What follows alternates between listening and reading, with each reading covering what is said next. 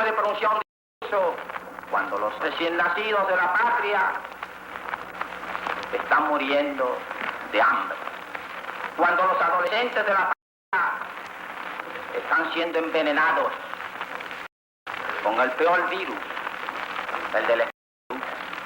La sangre nos hierve y la paciencia nos agolpa el corazón y nos dice que debe terminar la paciencia, que ella debe desaparecer y que el día del Ares debe ser el día del Ares, es decir, debe ser el día de la revolución de Puerto Rico.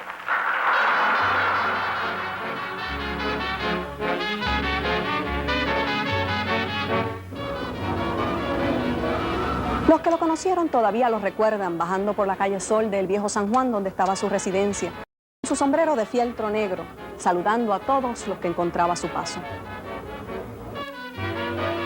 Pedro Albizu Campos nació en el barrio Tenerías de Ponce el 29 de junio de 1893. Después de cursar su instrucción primaria en las escuelas públicas de Juana Díaz y Ponce, fue becado a la Universidad de Vermont en los Estados Unidos, de donde pasó con otra beca a la Universidad de Harvard en el estado de Massachusetts. Al estallar la Primera Guerra Mundial, ingresó voluntariamente en el ejército de los Estados Unidos, sirviendo 2 años en Ponce. Prosiguió estudios posgraduados en la Universidad de Harvard, donde le concedieron numerosos honores y obtuvo en 1921 diplomas en Ingeniería Química, Letras y Filosofía, Ciencias Militares y Derecho. Al año siguiente, ya de regreso en Puerto Rico, contrajo matrimonio con la doctora Laura Meneses, una peruana a quien había conocido en Harvard y con quien habría de procrear 2 hijos, Pedro y Rosa Albizu Meneses. En 1924 rompe con el Partido Unión al cambiar su plataforma en favor de la independencia para Puerto Rico e ingresa al Partido Nacionalista. El Partido Nacionalista fue el primer vicepresidente, lo postula para candidato a representante a la Cámara y luego lo comisiona a viajar por América Latina, recabando ayuda para el movimiento independentista puertorriqueño. Su peregrinación por Santo Domingo, Haití, Cuba, México, Panamá, Perú y Venezuela se prolonga por varios años y a su regreso en 1930 es electo presidente del Partido Nacionalista. En la asamblea, al ocupar la presidencia, Albizu Campos dijo a los presentes: Nuestro partido no entrará en componendas ni toleraremos transacciones que menoscaben la pureza del ideal. Es imposible, compañeros, que continúe este coloniaje vergonzoso sin actuar de una manera terminante. Ahora, compañeros, os voy a exigir un juramento de honor. Juremos aquí solemnemente que defenderemos el ideal nacionalista y que sacrificaremos nuestra hacienda y nuestra vida, si fuera preciso, por la independencia de nuestra patria.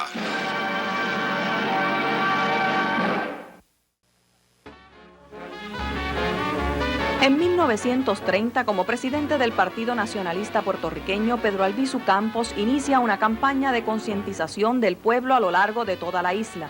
En 1934 dirige con éxito, a solicitud de los trabajadores, la huelga de los obreros de la industria azucarera.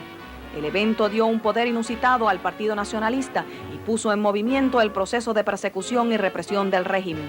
La violencia comienza en octubre de 1935, cuando la policía, dirigida por el coronel Elisha Francis Riggs, asesina en Río Piedras a 4 jóvenes nacionalistas, suceso que se conoce como la masacre de Río Piedras. En la despedida de duelo de los jóvenes, Albizu Campos dice a los presentes: Venimos aquí a prestar juramento para que ese asesinato no quede impune. A principios de 1936, los jóvenes nacionalistas Irán Rosado y Elías Beauchamp dan muerte al coronel Riggs y son arrestados y asesinados en el cuartel general de la policía. Días después, la Corte de Distrito de los Estados Unidos en Puerto Rico acusa a Pedro Albizu Campos, Juan Antonio Corretjer y otros 6 líderes nacionalistas de conspirar para derrocar por la fuerza el gobierno de los Estados Unidos en Puerto Rico.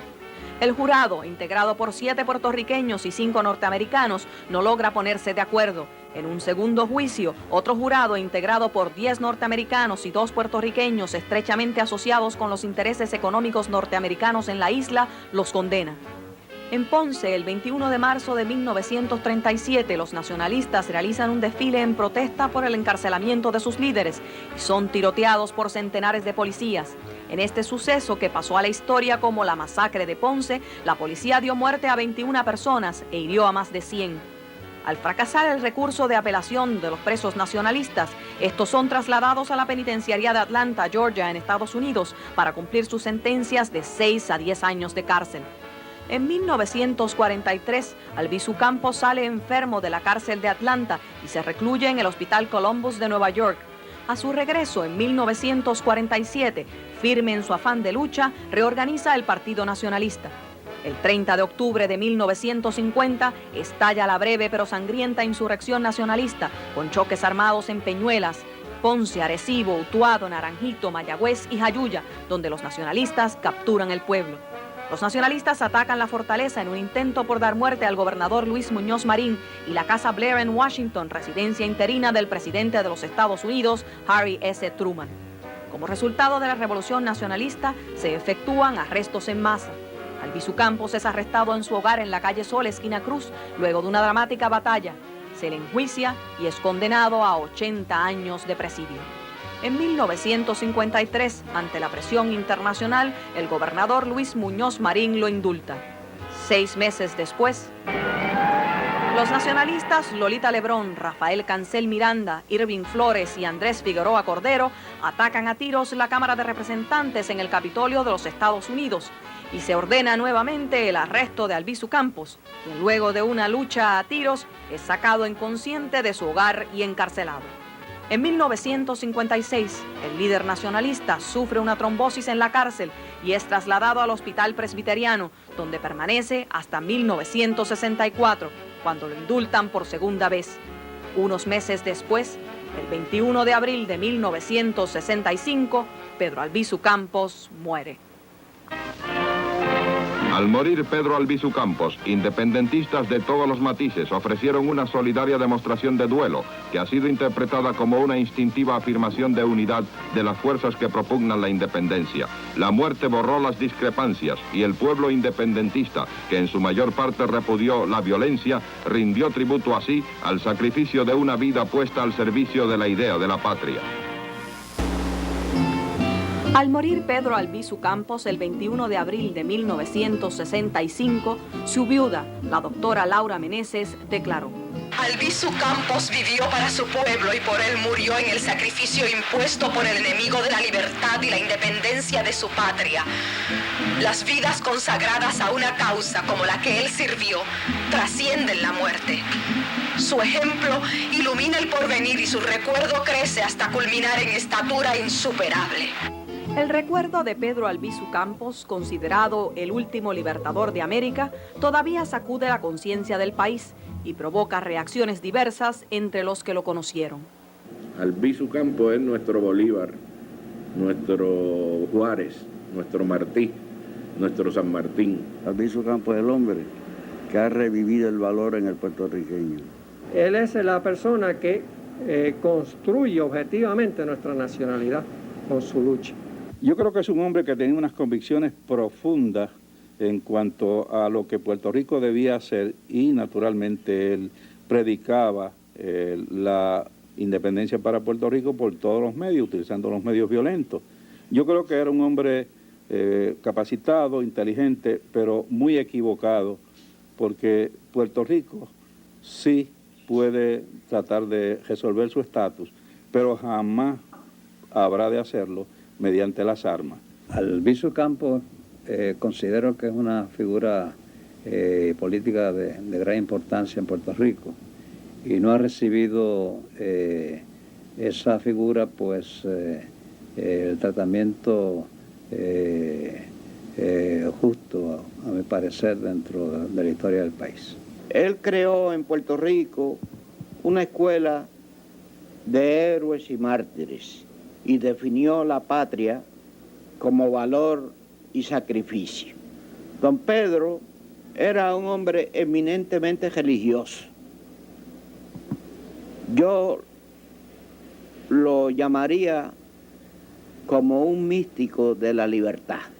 Don Pedro tenía un atractivo especial para los niños y hacia las damas, y era que era un hombre tierno. Yo pocas veces he visto un hombre más culto, más fino, más humano. Cuando el ataque a la Junta, el 6 de marzo de 1954, por la madrugada, que los gases que llegaban hasta nosotros, el humo, era insoportable. Pensé que la puerta va a ser eso, el corte de un que ya el humo se le hace insoportable. Y quisiera cerrar la puerta. Ya anteriormente nosotros habíamos cogido a don Pedro, Pepe Rivera Sotomayor, Carmín Doris y yo, lo habíamos bajado de la cama donde él estaba, y lo habíamos puesto en el piso, a hombros, porque no se podía valer. Y cuando fui a cerrar la puerta, le pasé por encima de esas piernas. Quiero decir, tropecé con sus piernas. Y lo que él me dijo, caramba, me dijo, ¿te ha hecho daño? ¿Te fijas? ¿Te has hecho daño? ¿No te has hecho daño? Pero ante ti, maestro, mi iniciador, me acerco con humildad de voz, con las abarcas viejas raídas del sendero, en silencio, buscando las señales impresas en tus huellas, y te confieso humilde, por lo que yo no he visto, comprendo la sublime visión de tu grandeza. En el entierro de Pedro Albizu Campos, viuda, la doctora Laura Meneses, conmovida y airada, dijo a los presentes: El asesinato está consumado. Albizu Campos murió en la prisión. Albizu Campos no ha muerto en su casa. Cuando llegó a ella, ya estaba muerto. Las palabras de la viuda hacen referencia a las alegaciones que hiciera el líder nacionalista mientras estuvo preso en La Princesa de 1950 a 1954 y luego de indultado en la calle Sol, esquina Cruz del Viejo San Juan, de que se le estaba irradiando. El educador e investigador histórico Pedro Aponte, autor del cuaderno Yo acuso, tortura y asesinato de Pedro Albizu Campos, lleva varios años estudiando estas alegaciones y ha llegado a la conclusión preliminar de que el líder nacionalista fue expuesto a la radiación de al menos una sustancia radioactiva, a haces de luz compatibles con los rayos llamados láser y a innecesarias y excesivas dosis de rayos X. Cree además que el doctor Cornelius P. Rhodes, a quien Albizu Campos denunció públicamente en 1932 al dar a conocer una carta en la que el médico del Instituto Rockefeller para Investigaciones Médicas confesaba a un amigo que había matado a 8 pacientes puertorriqueños y trasplantado cáncer a varios más mientras trabajaba en el Hospital Presbiteriano de San Juan, puede haber sido el autor intelectual de las irradiaciones. José Rivera Sotomayor, un nacionalista que estuvo preso en La Princesa con Albizu Campos, sostiene que no hay la menor duda de que Albizu Campos lo mataron con radiación. Siempre nos repetía, siempre que había la oportunidad nos repetía, me van a matar, es bueno que ustedes sepan que me van a matar, el imperialismo me va a matar, no va a aparecer el cuchillo ni la bala que me va a matar, pero me van a matar. Relató que mientras estuvieron en La Princesa 2 o 3 veces vino un ingeniero de corrección a medir la celda sin razón aparente. Y don Pedro se sorprendía de una casa que tiene ya cerca de un siglo de hecha, que estuvieran entonces ellos tomando medidas de cuánto tiene de alto, cuánto tiene de ancho, cuánto tiene de largo.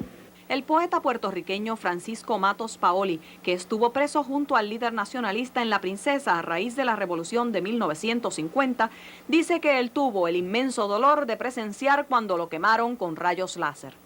Él se protegía de esas irradiaciones con toallas húmedas, empapadas en agua.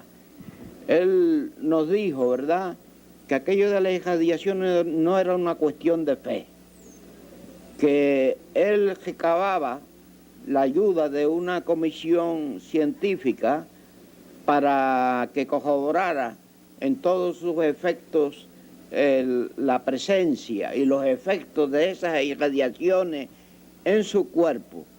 Isabel Rosado, una nacionalista que estuvo más de una década presa, cuenta lo que ocurrió un día en 1953 cuando escribía una carta sentada junto a la cama de Albizu Campos en la calle Sol, esquina Cruz.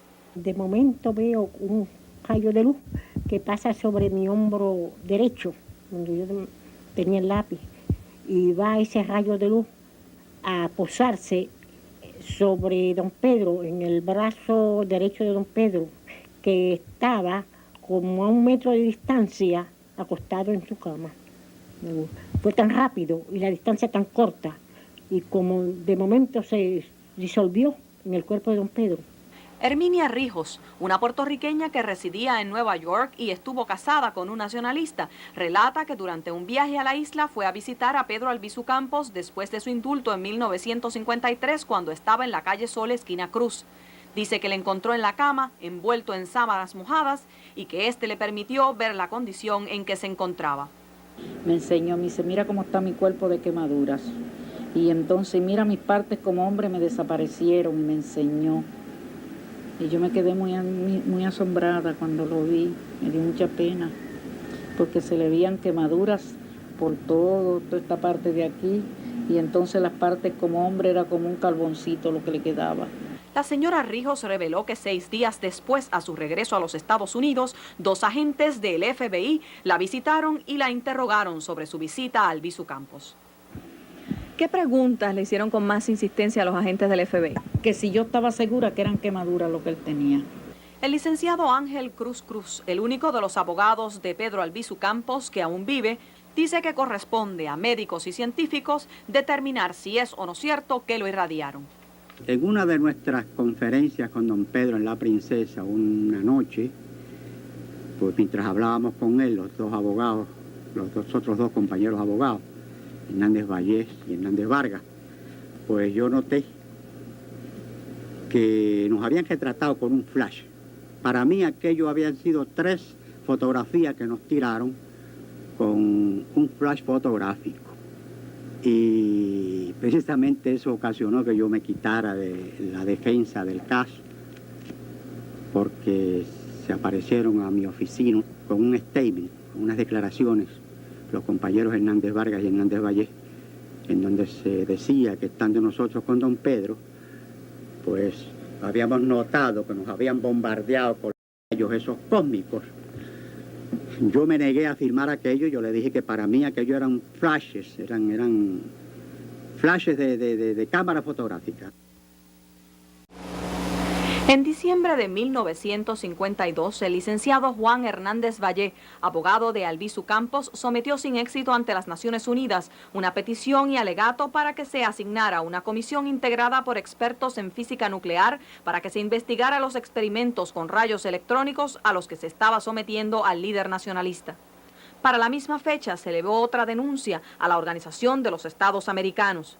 Heriberto Marín, un nacionalista que estuvo preso muchos años a raíz de la Revolución de 1950, ha escrito un libro titulado Eran ellos, sobre sus experiencias en la cárcel, y escribió clandestinamente en la cárcel 2 libros más que aún no se han publicado. En ellos, él sostiene que oficiales del ejército de los Estados Unidos realizaban experimentos con nuevas drogas en la penitenciaría estatal y que algunos de los confinados utilizados, que aparentemente gozaban de buena salud, morían. Heriberto Marín reveló también que en 1953, como a la semana de que un grupo de médicos examinara a Albizu Campos a solicitud del Departamento de Justicia, el doctor Troyano de los Ríos, un psiquiatra director médico de presidio que formó parte del grupo y de quien él era ayudante mientras estaba preso, le dictó un memorando. Él hizo un memo dirigido al Departamento de Justicia con copia a Fortaleza y a Corrección, informando que don Pedro estaba completamente bien, completamente normal. Ese memo yo lo pasé a maquinilla. Ese mismo año, el Departamento de Justicia declaró a través de la prensa que Pedro Albizu Campos sufría de locura senil precoz. Ruth Reynolds, una pacifista norteamericana que vino a la isla en representación de la Liga Norteamericana Pro Independencia de Puerto Rico y estuvo en prisión 4 años por supuestamente violar la ley de la mordaza antes de ganar su caso en apelación, cuenta que estando en la cárcel de la Princesa sintió dolores fuertes y extraños. Yo sentí dolores que pareció como electric shocks. Y que esto mismo sintieron otras 3 mujeres nacionalistas que estuvieron presas junto a ella luego. Dice que en otro momento en que hubo un aviso de posible huracán, mientras los guardias tapiaban los alrededores de su celda, escuchó cuando uno decía a otro: Mira, hay que proteger esta X-ray. Entonces oí gente, hombres encima de la celda mía, en esta área donde estaba la celda mía. y con madera y clavando algo. Ruth Reynolds fue testigo ocular de la prueba que hizo a Albizu Campos el doctor Orlando Daumí, un prominente médico cubano, presidente de la Sociedad Cancerológica de Cuba, que vino a la isla a solicitud de Laura Meneses. El médico, según Ruth Reynolds, lo visitó en la calle Sol, esquina Cruz, después de su indulto, y para determinar la posible presencia de radiación, en un cuarto oscuro colocó una película virgen con una presilla fijada con cinta adhesiva en las piernas de Albizu Campos. Cuando la removió unos minutos después, la película se había revelado dejando la marca de la presilla. Más tarde, Ruth Reynolds cuenta que envió desde Nueva York un contador Geiger sencillo que registró la presencia de radiación en la casa y al acercarlo a la cama de Albizu Campos se rompió. Juan Juarbe Juarbe, el dirigente nacionalista que ha permanecido 49 años en el destierro, estaba en Cuba con Laura Meneses cuando ésta envió al doctor Daumí y habló con el médico a su regreso del viaje a Puerto Rico. Él me dijo que las lesiones que presentaba don Pedro eran evidentemente de radiaciones, que él no podía decir cómo se había hecho porque no estaba allí, y que su sintomatología correspondía a la de una persona intensamente radiada. El licenciado Manuel Caballer, un nacionalista que en aquel entonces era técnico de laboratorio, reveló que cuando Albizu Campos alegaba que lo irradiaban en su celda de la Princesa, él consiguió pequeñas placas de rayos X, le fijó con esparadrapo fichas de plomo en el centro y las envió a la cárcel ocultas en un paquete de azúcar, con la instrucción de que debía colocarlas en los bolsillos de sus pijamas. 14 o 15 días después pudieron sacarlas del penal con uno de los abogados. Revelaron que las placas habían sido expuestas a la radiación. La misma prueba la hicieron varias veces después del indulto en la calle Sol, esquina Cruz, y no dio positivo. Las placas, supuestamente reveladas por la radiación que él conservaba, desaparecieron luego de un allanamiento en su casa en marzo de 1954. En la denuncia que elevara en 1952 el Partido Nacionalista a la Organización de Estados Americanos sobre las torturas a los presos nacionalistas, hay notas de Pedro Albizu Campos describiendo lo que él sostenía le estaban haciendo en su celda de la Princesa. Me di cuenta de que era víctima de un experimento electrónico llevado a cabo por las Fuerzas Armadas de los Estados Unidos. El experimento electrónico se fue desarrollando con rayos, emanaciones y proyecciones lumínicas. El neurólogo doctor Ricardo Cordero fue el médico de cabecera de Pedro Albizu Campos desde que éste regresó de su cautiverio en Atlanta hasta su muerte. El médico indica que cuando lo vio por primera vez en 1948 no tenía ningún padecimiento específico y se sentía bien. Sin embargo, le relató que en la prisión en Atlanta le hacían pruebas de sangre constantes.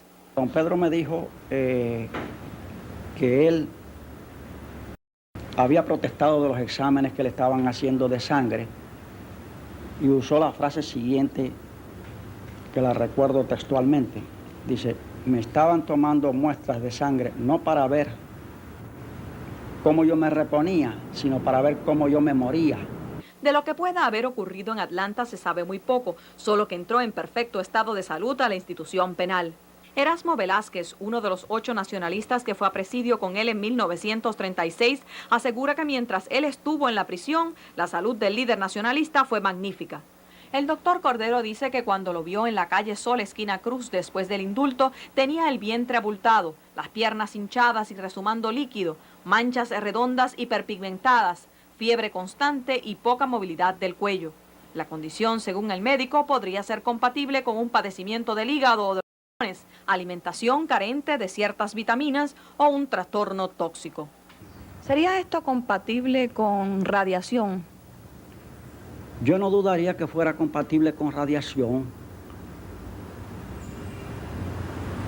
Desde el momento en que con radiaciones se pueden lastimar órganos determinados del cuerpo y pueden aparecer alteraciones que sean de índole hepática o renal.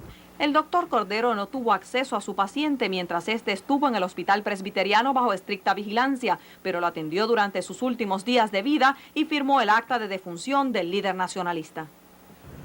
El acta de defunción indica que murió de bronconeumonía, insuficiencia renal y fallo cardíaco. ¿Qué significa esto? Bueno, eso significa que esa es la condición última que presenta don Pedro. En otras palabras, eso no quiere decir que don Pedro tuviera esos únicos padecimientos.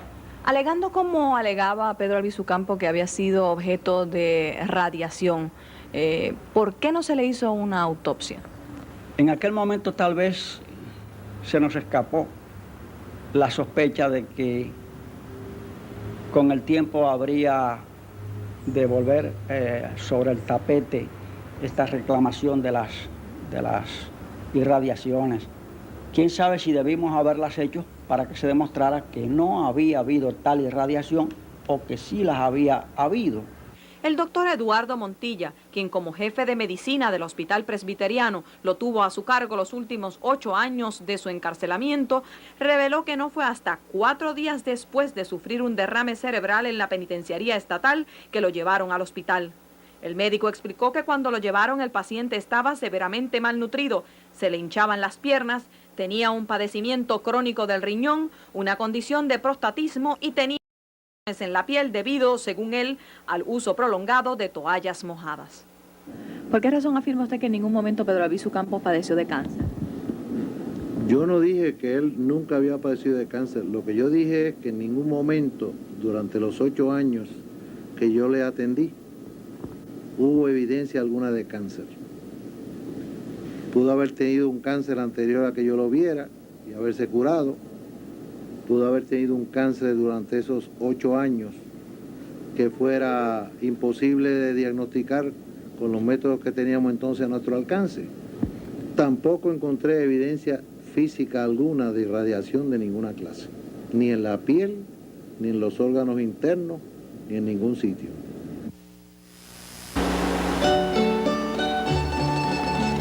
Veinte años después de su muerte, Pedro Albizu Campos sigue siendo un tema prohibido en Puerto Rico. Inés Mendoza, viuda de Luis Muñoz Marín, el gobernador de Puerto Rico bajo cuya incumbencia el líder nacionalista fue 2 veces preso y 2 veces indultado, no quiere hablar del asunto por entender que es una figura demasiado controversial. De igual forma, los funcionarios gubernamentales que en alguna forma estuvieron relacionados con el caso de Pedro Albizu Campos tienen vagos recuerdos de los sucesos y minimizan su participación en ellos. José Trías Monge, actual juez presidente del Tribunal Supremo de Puerto Rico, fue procurador general de 1949 a 1953 y de 1953 a 1957 fue secretario de Justicia. ¿En algún momento investigó el Departamento de Justicia las alegaciones de Albizu Campos de que estaba siendo irradiado mientras estaba en La Princesa? Esas declaraciones, pues, conforme según el recuerdo de los informes, cuando venían, pues era parte de la enfermedad que los médicos consideraban que él padecía. Sí. Y en cuanto a las manifestaciones físicas en sus piernas, ¿qué constaba en los informes de los médicos? ¿Cómo se explicaba lo que le ocurría? No recuerdo el contenido, francamente, de los informes en ese sentido. Sí. Mi recuerdo más bien a que con el aspecto de que, al parecer de los médicos, pues él padecía de alguna forma de esquizofrenia. Tipo paranoide. ¿En algún momento tuvo el gobierno federal acceso a los presos nacionalistas? No que yo tuviese conocimiento de ello, no. Ningún acceso. El licenciado Ángel Viera Martínez, quien como fiscal de San Juan de 1949 a 1955 llevó junto a otros fiscales el caso contra Albizu Campos a raíz de la revuelta del 50, cree que a nadie le debe extrañar el envolvimiento del FBI y de funcionarios de alto nivel del Departamento de Estado de los Estados Unidos en lo que ocurría en la isla a raíz de la insurrección. Y ellos, como es natural, siempre han estado al tanto del movimiento nacionalista e independentistas en Puerto Rico y han tomado participación en unas ocasiones activas o menos activas y en otras muy activas, como en los actos de la revuelta de 1950. ¿La intervención incluía a aquellos nacionalistas que ya estaban encarcelados? Sin duda alguna. El ex gobernador Roberto Sánchez Vilella, que era secretario ejecutivo de Puerto Rico y luego secretario de Estado cuando Albizu Campos hace las alegaciones de irradiación, tiene un recuerdo vago de las mismas y de los informes médicos que sobre el asunto leyó. Las alegaciones de radiación a nosotros nos parecía, al decir a nosotros, quiero decir las personas que estábamos interesados en este tema, nos parecía algo de ciencia ficción. Aunque le dábamos alguna importancia en el sentido de que podía haber personas que pudieran creer que había un interés en hacerle daño a Albizu mientras estaba en la cárcel, a nosotros nos parecía muy poco plausible que eso estuviera ocurriendo, y ciertamente sabíamos que no había ninguna instrucción de parte del gobierno de llevar a cabo tal radiación. Sánchez Vilella dice que es posible que en algún momento discutiera el asunto de las alegaciones de irradiación con el entonces gobernador Luis Muñoz Marín, pero en forma incidental. Francamente a nosotros, como estábamos tan seguros de que no eran radiaciones, pues lo que le atribuimos a aquello eran a las laceraciones, a problemas de enfermedades de la piel que no necesariamente estaban relacionados con una radiación. ¿Hubo en algún momento alguna comunicación del gobierno insular con el gobierno federal con relación a este asunto? Que yo recuerde, ninguna. En el documento sobre las torturas de los presos nacionalistas de 1952 hay notas de Pedro Albizu Campos y de Carlos Padilla, un nacionalista que compartió un tiempo la celda con él. En estas notas se describe lo que supuestamente sentía y padecía el líder nacionalista.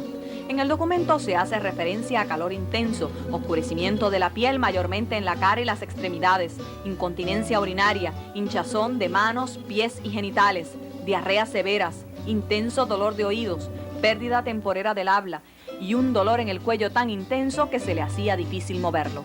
Precisar con exactitud 35 años después qué pueda o no haber ocurrido en la princesa con tan escasa evidencia resulta prácticamente imposible.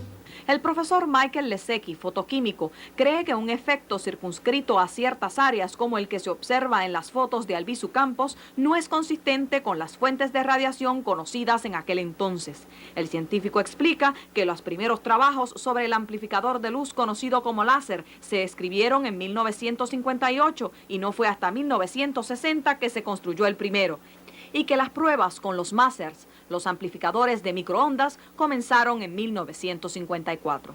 The known radiation sources at the time were very divergent. That is, the radiation was very diffuse. Therefore, they must have exposed a rather large area, not a very localized area as the photographs show. En el caso de los rayos X, opinó que solo si la fuente de estos hubiera estado a unos centímetros de distancia de las áreas afectadas, podría haberse producido un efecto tan localizado.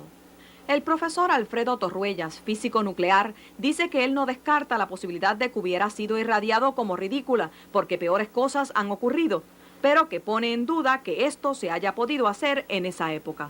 Considera el profesor Torruellas extremadamente difícil, rayando en lo imposible, enfocar rayos X sobre un área específica. ¿Habría alguna manera mediante quizás planchas de plomo de limitar el área cubierta por los rayos X y dirigir específicamente alguna parte del cuerpo de estos rayos? Sería muy difícil colimar un rayo hacia una parte específica desde una distancia fuera de la celda, o digamos más de 8 o 10 pies. El doctor Torruella sostiene que desde el punto de vista de la física no hay nada que sugiera que se trataba de radiación electromagnética de cualquier tipo y que sería más factible pensar que se pudiera tratar de una sustancia radioactiva como cobalto o uranio aplicada por vía oral o mediante implante. El doctor Sergio Irizarry, especialista en medicina interna, oncología y medicina nuclear, considera muy arriesgado especular sobre el asunto con tan poca información disponible y cree que la única forma de quizás verificar exposición a radiación sería un estudio de los tejidos por parte de un patólogo. El médico explica que sustancias radioactivas pueden ser aplicadas por la vía oral, intravenosa o mediante implantes y que lo más que se le afecta al paciente expuesto a la radiación es el sistema hematológico, el tubo gastrointestinal, el tejido de los órganos sexuales y el sistema nervioso central. ¿Podría la radiación provocar manchas de una forma más o menos determinada en la piel? Depende de la configuración de la apertura de la fuente que emite los rayos sobre la piel. El doctor Irizarry señala que considerando que la década del 50 fue una época en que se hicieron cosas increíbles en términos de experimentación con seres humanos y que en el caso de Albizu Campos había motivaciones políticas, debe hacerse una investigación de la denuncia. El doctor Víctor Torres, dermatólogo, opina que lo que se observa en las fotos no concuerda con los cambios que se esperan en una piel que haya sido irradiada en forma aguda o crónica.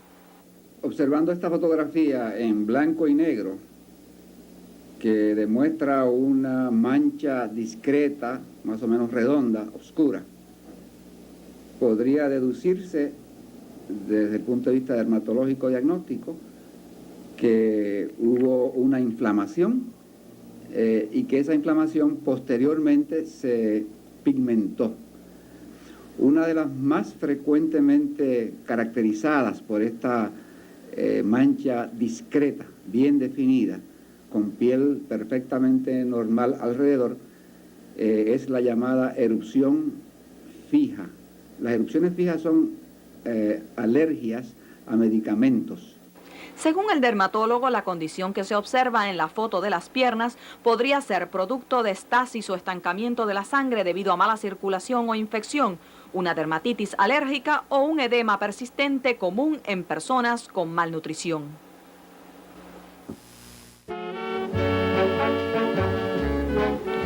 La celda de la princesa donde estuvo preso Pedro Albizu Campos en 1950 y donde él alegaba que se le irradiaba ya no existe. Esta sección, conocida como la escuelita, estaba localizada en el lado derecho de la azotea de la institución y curiosamente fue destruida algún tiempo después que saliera de ella el líder nacionalista. Solicitamos a la Administración de Corrección que nos permitiera examinar los expedientes de Pedro Albizu Campos que obran en su poder. En respuesta, la administradora Mercedes Otero sometió una consulta al secretario de Justicia para que éste determine si estos documentos, que supuestamente son confidenciales, pueden darse a conocer. La consulta podría demorar de 2 a 3 meses. Entre los documentos y objetos relacionados con Pedro Albizu Campos que el Departamento de Justicia por su parte localizó y nos permitió ver, no había nada relativo a las evaluaciones médicas que se supone hizo el Departamento de Justicia sobre su salud antes de declararlo loco. Entre las cajas de expedientes policíacos y judiciales, fotos, cartas interceptadas y armas y objetos ocupados, encontramos 7 cartas enviadas por Albizu Campos desde su celda en 1951 a Nieves Tarrido y Juan S. Bravo, superintendentes de la institución. En ellas denunciaba los ataques de que entendía era objeto y les pedía que investigaran y lo trasladaran a otra cárcel. En las cartas hace referencia a emanaciones negras que entran por las ventanillas y la puerta haciéndole difícil respirar, a un polvo negro que lanzan de noche a la azotea frente a la celda, a ataques electrónicos durante la noche y a proyecciones lumínicas provenientes del este. En la carta del 5 de mayo de 1951 dice: Esta mañana, agotado, me fui a acostar y al poner la cabeza sobre la almohada, tendido de espaldas, recibí una descarga eléctrica sobre el lado derecho del rostro. La conclusión es inevitable, que el gobierno de Puerto Rico está incapacitado para garantizarme mi vida. Encontramos también una carta confidencial no fechada que dirige al Instituto de Medicina Forense el fiscal especial general Nuncio Fratalone, solicitando que se haga una autopsia a Pedro Albizu Campos. El licenciado Fratalone nos informó que a su mejor recuerdo escribió esta carta a solicitud del Procurador General en algún momento de 1962 a 1964, como medida de precaución por si Albizu Campos moría en el hospital y sus partidarios planteaban que no se le había dado la mejor atención médica. La autopsia nunca se efectuó. Al cuerpo de Pedro Albizu Campos, el doctor Manuel Olmo, que participó en el embalsamamiento, se le dio un tratamiento especial, utilizando los mejores productos y un ataúd sellado, que lo debería preservar por 100 años. Yo no tengo dudas de que si el cadáver fuera exhumado al presente por todas las precauciones que se tomaron, pues podría encontrarse en un estado de bastante preservación. Hace unos 2 años surgieron rumores no confirmados de que el cadáver había sido removido de su fosa en el cementerio del Viejo San Juan. Las dos cámaras legislativas de Puerto Rico estipularon recientemente que iban a radicar mociones para investigar las alegaciones de irradiación, pero no lo han hecho todavía. Y la Asociación de Psicólogos de Puerto Rico, que aprobó en marzo de este año una resolución para investigar las circunstancias bajo las cuales se diagnosticó que Pedro Albizu Campos sufría de graves trastornos mentales, todavía no ha iniciado su estudio. Pedro Albizu Campos fue una figura de enorme importancia en la vida política de Puerto Rico durante este siglo. Sus encarcelamientos y el deterioro de su salud tuvieron el efecto de eliminarlo como partícipe activo en el proceso político del país. Para aclarar definitivamente las dudas que suscita este capítulo en nuestra historia y para conocer con certeza si el quebranto de su salud obedeció a causas naturales o fue provocado, debe crearse una comisión interdisciplinaria independiente que estudie a fondo todo lo relativo a la salud de Pedro Albizu Campos mientras estuvo preso. Ha llegado la hora de nuestra libertad. Ya los patriotas con las armas en la mano desafían al tirano.